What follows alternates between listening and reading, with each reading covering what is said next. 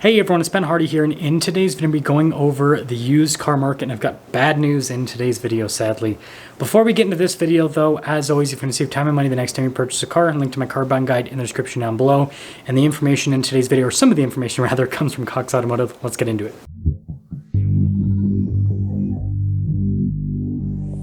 So the bad news is that in the first half of the sales month of August, wholesale used car values have slightly increased. So if you've been following the channel over the last few videos, you know we've talked about wholesale value declines for a large portion of the middle of this year.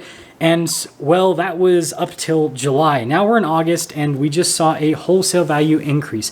Now it's not massive. The adjusted number is 0.1%. The unadjusted number is 0.7%.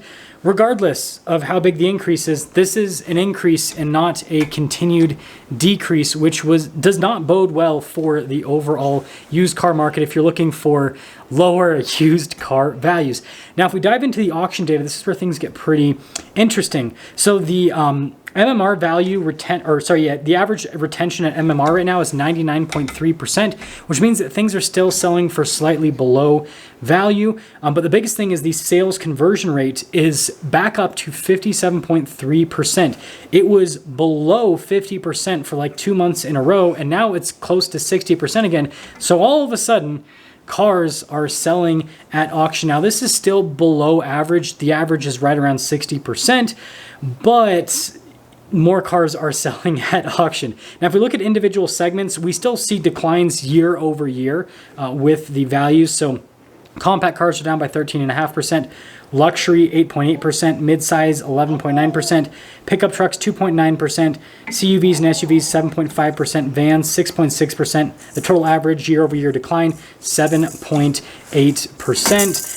And so what this means is that the year-over-year declines, right, those are shrinking at the same time that now wholesale values are holding. And we have seen a little bit of a softening in the retail market when it comes to values.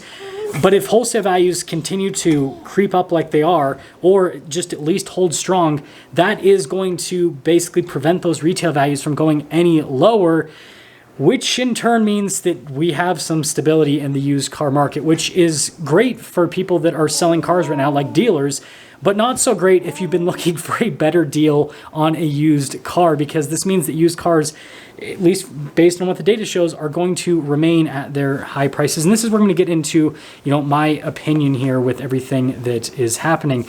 So I don't think that this is just a random blip upwards. I think that this is going to be a continuation of the general trend that everyone is expecting to happen into the foreseeable future, where we're going to see a relatively boring car market, where both new and used car prices are not really going to increase or decrease all that much. And this is going to happen at the same time that sales are just going to remain relatively consistent across the board. And so this is, again, there's not a lot happening, right? There's not a bunch of big price swings like what we saw over the course of the last couple of years, which, again, I think is nice because it's a relief for the market so that everything can kind of figure itself out and stabilize.